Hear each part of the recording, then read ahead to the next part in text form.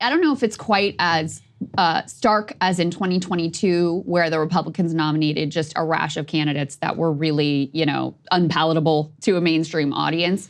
But you do have in some key states, Carrie Lake weighing down the ticket in Arizona, Mark Robinson weighing down the ticket in North Carolina, and also contributing to the Democratic messaging that this is a fringe ticket, this is a quote unquote weird ticket, that are, these are all headwinds that Republicans now have to deal with that previously they were completely sailing above. I mean, I really thought with Biden, Arizona was gone. Nevada was gone. The only prayer he had, after that debate, he really didn't have a prayer anywhere, but the only prayer he had was hoping to hold on to those 3 blue wall industrial Midwestern states, Georgia, Arizona, Nevada, over. And now you've got Kamala leading in polls in those states and potentially even putting North Carolina back in play, which again, we haven't seen since Obama 2008. So just an absolute 180 turn. And, to segue into the next piece, Trump is really struggling to deal with it because as much as, listen, Joe Biden is older and way more feeble. And so when he was in the race, you sort of forgot about Trump's age, but he's also an old man. Yeah, and one of the common things is, when you get old, you get stuck in your ways. And he had his head set on this race being a certain way, and it is not that way anymore. And he's clearly having trouble letting go of his previous opponent, Joe Biden, and that showed up at a recent rally. Let's take a listen to what he had to say. I think Crooked Joe is more correct to say. You're like, all right, ready? Crooked first, right? What do you like better? Crooked Joe or Sleepy Joe? Not bad. Crooked seems to always win. I mean, he's a crooked guy. All he had to do is think of it. If he didn't do the debate, he'd still be running. They'd be saying how great he is. He's a brilliant man, a wonderful guy. Couldn't beat me now. I mean, after the debate, he was down, way down in the polls. They didn't even want to show the polls. They said he's not going to win. So they said, we're going to take him out and we're going to put somebody new in. This never happened to anybody before. We spent $100 million fighting crooked Joe Biden. And then all of a sudden they decide to take him out and put somebody else in. She never got one vote. She was the first loser in the primaries. She ran against Joe Biden and everybody else. I think they had like 16 people running. She never made Iowa the first state. I love Iowa. You know why I love it? Because I win it every single time with the farmers. We win it. But she never made Iowa. She was the first one to quit. And now, and stupid, honestly, she was the nastiest to him too. And then he picked her. I couldn't believe it. And she was part of the cabal that got him out. They got him out. They said, we'll do it the nice way or we'll do it the hard way, Joe. We'll use the 25th Amendment, and we'll call you mentally incompetent, and everybody will believe us. And what they did is a terrible thing, actually. They forced him out. It was a coup. We had a coup. That was the first coup in the history of our country. And it was very successful. He said, okay, I'll leave. If that's what you want, I'll leave. And now he's seeing what the competition is. I hear he's going to make a comeback at the Democrat convention. He's going to walk into the room and he's going to say, I want my presidency back. I want another chance to debate Trump. I want another chance. So still hoping, still living the dream that maybe Joe Biden's going to come back. I think it's tough. I mean, like I said, I understand where he's coming from, but I just think that, look, really what I have come to look at is what 2016, Trump calls the mood of the country correctly. And that is perhaps his single biggest political insight. Hillary and everybody is running on optimism, trying to recapture Obama. And he's like, no, American carnage. That's the message. It was a negative campaign, but negative in a way that it captures the rage of the American people. The reason that Biden narrowly edges out Trump is because he did not return to normalcy, but he's like, everything is just too crazy. Elect an old guy and I'll just sit on my hands for 4 years and everything will be fine. And again, that's enough to bring people out. But the Trump carnage message still resonates. Now, here is where I think it gets complicated, because right now we have change is the #1 thing that people want from a presidential candidate. But change from what? And that means many different things to different people. One of the things that Tim Walz has impressed me on is the joyful warrior. And there's also, you have Kamala embracing this generic D messaging, abandoning all of her previous positions, and trying to just be as inoffensive as humanly possible, so you could project whatever you want onto her. That is actually a Trumpian strategy. Trump was all things to all people. It was his greatest political strength on top of that. And so watching the grievance from Donald Trump, I really worry for him it misses the message. And it's actually something I don't necessarily notice whenever I see other successful Republicans, or even J.D. Vance in many of his interviews. He's not channeling that same level of grievance both about today and then centering it around himself. At the very least, it's usually grievance about something like policy related. And so for Trump, the more that it turns grievance onto him, and the more that it seems to be away from where the change message that Americans want, and it's stuff like this, relitigating, what he doesn't seem to understand is Americans, I keep saying this, have such a tremendous capacity for amnesia. People don't even remember Biden exists. They don't barely remember that Trump got shot a month ago.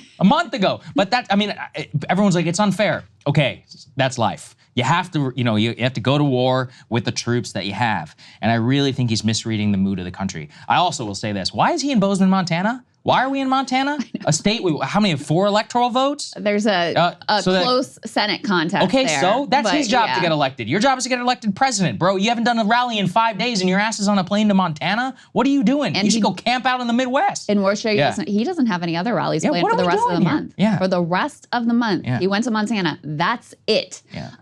So at the same time, I think one of the clever strategies of the Democratic Party ticket, and this really is, this came directly from Tim Walz. I think rather than making Trump bigger than life of the threat to democracy and restore this like very moralizing sort of grandiose language about him, instead they're diminishing him. They're making him small, and they're rolling their eyes. Basically, they're rolling their eyes and laughing at him. So that's where weird is a very different frame than the threat to democracy frame. And in that context, all the things that he's doing, where he's, this wild press conference he did last week where he said all kinds of stuff in the National Association of Black Journalists, where he throws out the, race baiting stuff, and then this latest conspiracy theory that he's glomming onto, it just feels sort of pathetic. Like, it feels desperate. You can see that he's struggling. And I think that the rhetoric of laughing at him, not taking the bait every time, just moving on and staying focused on the message, I think has been very wise from them from a political standpoint. So just to break down this latest conspiracy. So, Kamala and Tim Walz, Democrats are elated that it's not Donald Trump at the top of the ticket. They are elated that they have a candidate who can read a teleprompter ably and has some charisma on the stump and is able to just do like the basics of competent campaigning. And so they have been turning out in droves to every single rally that they've done. This is very difficult for Donald Trump specifically mentally to wrap his head around, because in his head, he's the big rally guy, right? And there have been and I think, MAGA's in kind of their own self-constructed, like, super online bubble where they also can't wrap their head around the fact that there's a genuine enthusiasm for the change in the ticket. So you started seeing this floating around. Many, many accounts took this and ran with it. There's this whole theory that actually the rally crowds aren't real, and it all centers around this one photo of her landing. Where was this? But in Nevada, I think that one's Detroit. Detroit. Yeah. And they circled in on the plane, and they're saying, oh, look, you can't see the reflection of the crowd in the plane. So this is all AI. This isn't real. I mean, obviously, this is preposterous. There were a lot of people there. There's also a video of it. A lot of people. You can watch it on video. Yes, at all the rally. There were, reporters from Fox News at this rally who also reported on the crowd. Like, do you think that they're in the bag for the Harris-Walz campaign? It's preposterous. It's really desperate and pathetic.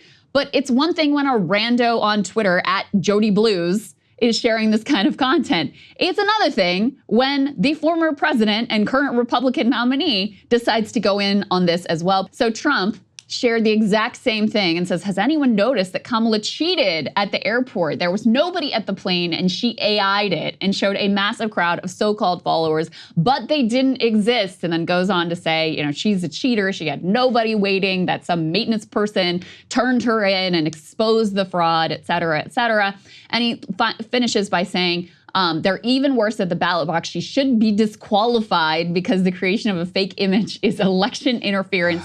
Anyone who does that will cheat at anything. So rather than just repeating borders are over and over again, this is instead the line of attack on Kamala, which again, just to any normal person, looks and feels preposterous. Yeah, it's stupid. It's just one of those where Trump is, this is where Trump actually is his own worst enemy, and he's not playing 4 or 5D chess. And there is a reason that there's not a single other elected Republican who is even doing this. He will glob on to anything. We learned this during Stop the Steal, anything that, contributes to his ego. And hey, in an 18-month race where you get to run against Kamala, I think that's fine. History has proven it won't necessarily count against you. It's just a baked-in part of your personality. But when we only have 85 days until Election Day, is that really what we want to be spending our time on? We have no rallies. We are attacking Brian Kemp. We are, making ridiculous claims about false AI-generated images of crowds. Also, don't take it from me. Take it from Tim Pool, okay? So somebody with more credibility, I think, with people from MAGA. Like, everybody is laughing, and it is desperate. And that's where, again, I'm coming back to that mood of the country thing. I think he is misreading that people are not as outraged about the Biden situation as he is. Perhaps some Republicans, but that's not the whole country. And that just gets to like how when message and grievance aligns with the mood, that's whenever he wins the best. Whenever it's on policy, that's whenever it can be convenient. But here is where 2022 energy is coming into play, and you are actually out of step where people are. For example, I watched his entire press conference on Thursday, and he made one of the most ridiculous statements I've ever seen from him. And it's wish casting. He said, "I don't think abortion will be a major issue in this campaign." And it's like, I get that you wish that to be the case, but that's not how that works. In fact, telling people not to worry about the #1 thing that most Democrats and some swing voters are worried about seems to be the opposite of how it should be. Yeah. You want to allay their concerns and then maybe talk about immigration a little bit more on top of that. So I'm just watching him flailing, and I think, again, I empathize on a human level as to how difficult it probably is to be in that situation and dizzying. But you go, the cards are dealt the way that they are dealt, and that's just how it is sometimes. You had close to 90% of the country that was glad Biden stepped aside from everyone's the race. happy. So, if you think that and I've seen some message testing on this as well, like going back and relitigating what happened in the pressure campaign to push Biden out. No one's interested in it. They're like, onward and upward. What are you going to do for me? What's the program for the future? But he is struggling, clearly, to get past his sense of the injustice and unfairness that was done to him. And like you said, I can understand, they did an entire RNC assuming it was going to be Joe Biden. And then the rug gets pulled out from under them immediately. It was that weekend after the RNC, right? Where, after all of this messaging and program planning, and you're looking at the polls and you're like, I'm doing great, and this is going to be so easy. And, I can really run up the score in these states that shouldn't even be on the map. And like that, it's changed. And he is clearly struggling to adjust to that reality. And it's also, the shoe is now on the other foot, where Democrats previously, Joe Biden specifically, was in total denial about the collapse in his position, electoral position, and polling status. And his aides were helping to insulate him in this bubble and only bringing him the best numbers to allay his concerns and feed his ego, because they didn't want to have to deal with his wrath if they brought him some bad news that he didn't want to hear. Well, now you have the Trump campaign doing the poll denial. Not only do you have him denying that abortion is going to be an important issue, denying that Kamala Harris is getting significant rally crowds and has a lot of enthusiasm, they're just out and out now doing unskewing the poll stuff. So let's put this up on the screen. Trump's campaign pollster put out a new confidential memo responding to the New York Times Siena polling showing Harris up in blue wall states. He claims that they dramatically understated President Trump's support, both among all registered voters and in their likely voter model. Democrats, this is exactly what I saw a million Democrats online engaged in when Biden was down in the polls. They'd go in and they look at the sample, they undersampled this demographic group, they oversampled that demographic group. These aren't accurate. This same poll, the New York Times Siena poll, Democrats were doing this same thing with when it was Joe Biden in the race. And now that it's the same pollster, it's the very same methodology. Now suddenly the Democrats are good with it. They believe it now, where it was fake news before. Now they believe it. And the Republicans, who were, really trusted it last time when it showed Trump up, now they're the ones who are doing the unskew the poll nonsense, Saagar. It's not a good look. It's one of those where we mock it from the Democrats because it is insecurity. And it's like, even if it is true, then prove it. Like, actually go out, continue to draw big crowds, have energy, point to that, and then come election day, if you win, you can say, ha ha ha, look at you, you look like an idiot. So even with these, like, keep in mind, I don't necessarily believe any of these. I'm just looking at movement. I think it's generally indicative of something. Now, how many of us have all been burned here by polls to say that we can believe 100% of where things are? It's only to try and shape the way that you think trends are going. And that's perhaps the way that you should look at it. If anything, it's just a better message to say, look, if anybody gets a honeymoon period, Kamala, I'll see you on the stage on September, whatever the debate that they have agreed on, and I will humiliate you in front of the American people. I think it's a far stronger and a better message. And again, this is where Trump's insecurity really comes from, because he is the central character who is putting this stuff out. He's the one who's ordering Tony Fabrizio, his pollster, to put that out. I don't see JD, he did, 5 interviews or whatever with multiple different Sunday shows. He didn't unskew the polls once because you look like an idiot whenever you do it. I don't see even the press secretaries and all of them doing this. It's Trump, trying to massage his own ego. And, again, the more that he's going to make this thing about himself, the more that I think he will lose. Let's put this up there on the screen, for example.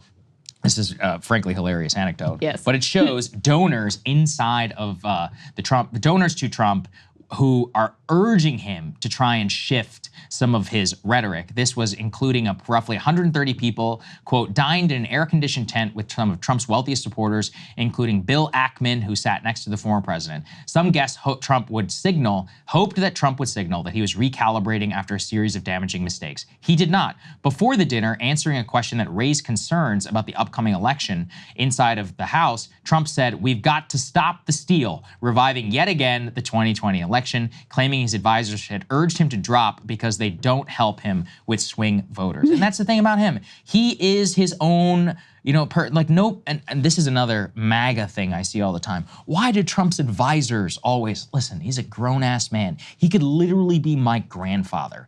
It is on him. He is the person who is making these decisions. To me, he is just pure id. He cannot control himself. He's one of those where if he feels something strongly, especially if it impacts his own image and he appears, thinks it's damaging, he will just attack, and he will talk about that regardless, especially if people tell him not to talk about it. Now, in some cases, that's a political strength. Here, I think it is very proven that it is a political loser, and it's one of the things that loses him the most of ground with people who are swing voters. So that anecdote is a real insight into him and how insecure he feels now at this moment. Now, he's been here before.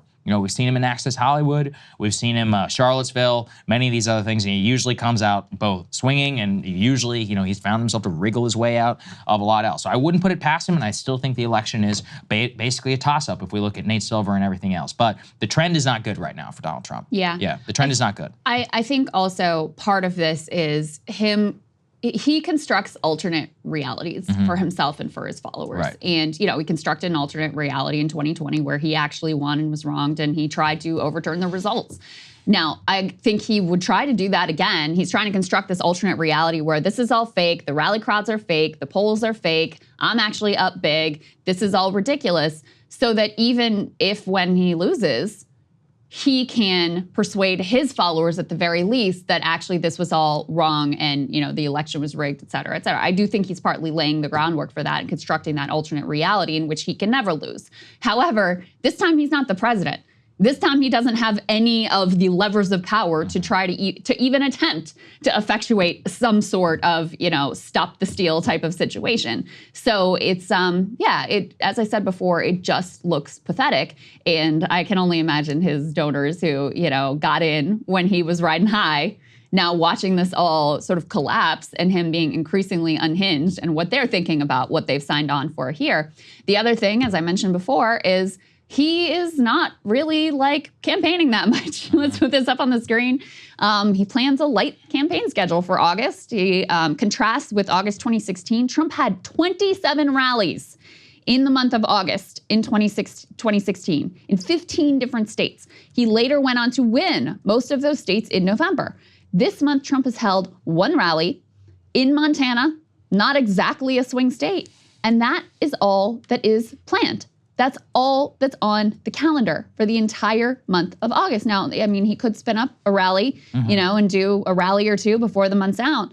But what his campaign was telling Politico and others is basically like, no, we're just going to wait for the Dems to do their convention and come out swinging after Labor Day.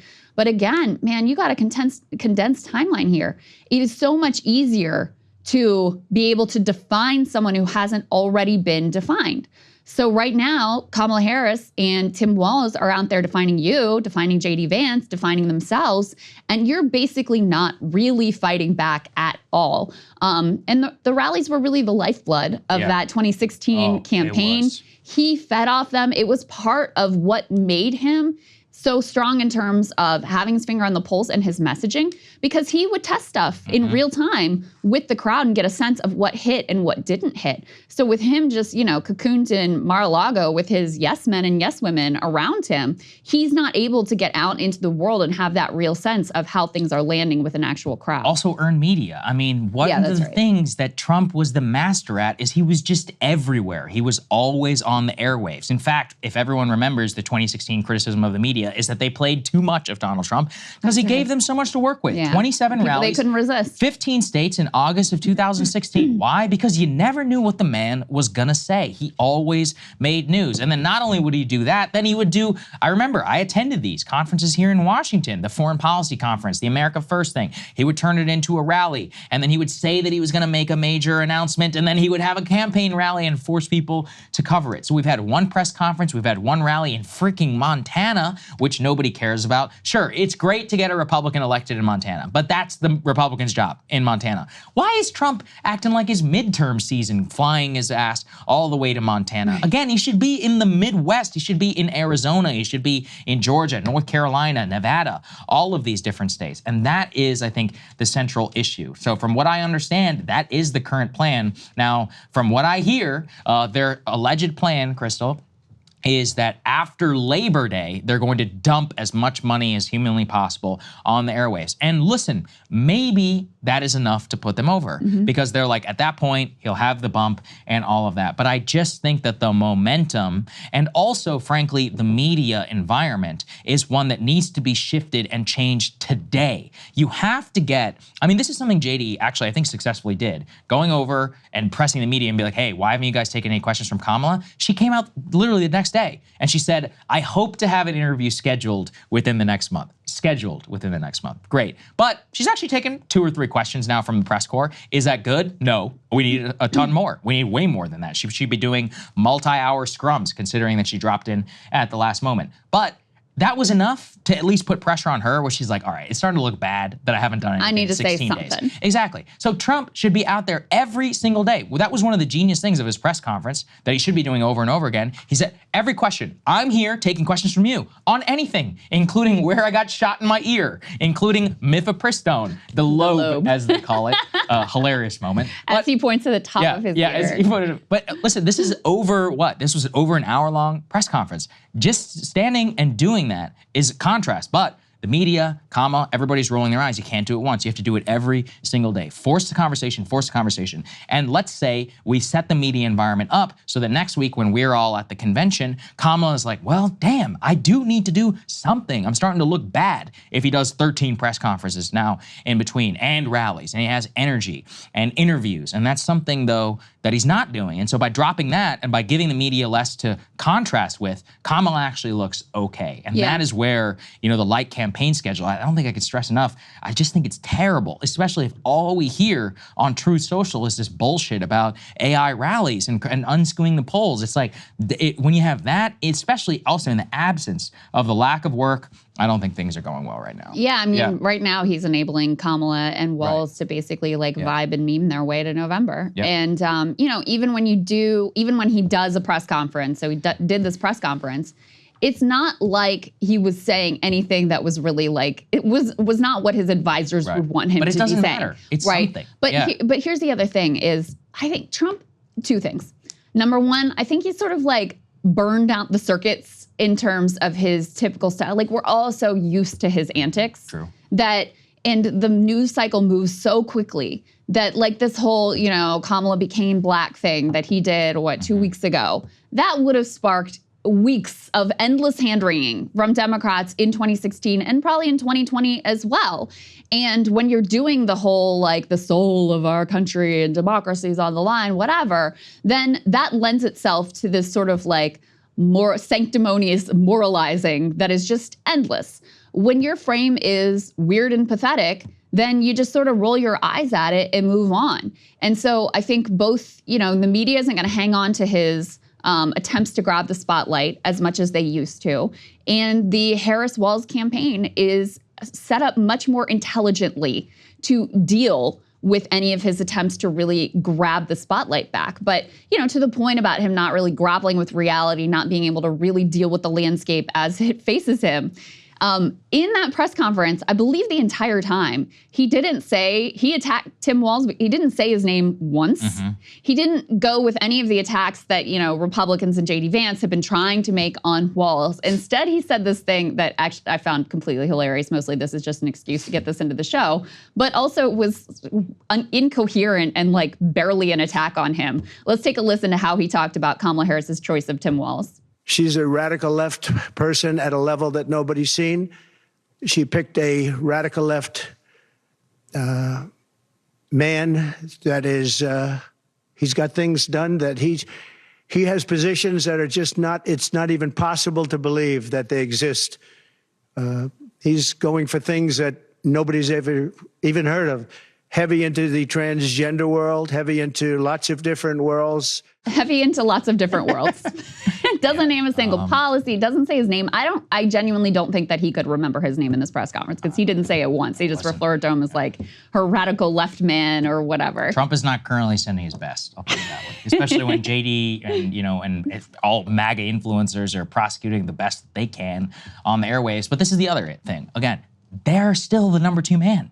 The number 2 man can't overdo the number 1 man. In Trump's own words, especially the vice president world. Rarely matters, correct? Yeah. And I think that's true. Being the attack dog is great, but you're not the number 1 man. It's about ultimately supporting somebody above you. And what he says is by definition 10x more newsworthy than everybody else. So I think they're truly flailing. This campaign strategy, I think, is absolutely counter to the insurgency that he brought and the energy of 2016. Even in 2020, he crisscrossed his damn country, went everywhere. The energy was very high. And remember, he very nearly won that election. So I do think there's a lot of problems in that campaign. Hey, if you like that video, hit the like button or leave a comment below. It really helps get the show to more people. And if you'd like to get the full show ad-free and in your inbox every morning, you can sign up at breakingpoints.com. That's right. Get the full show, help support the future of independent media at breakingpoints.com.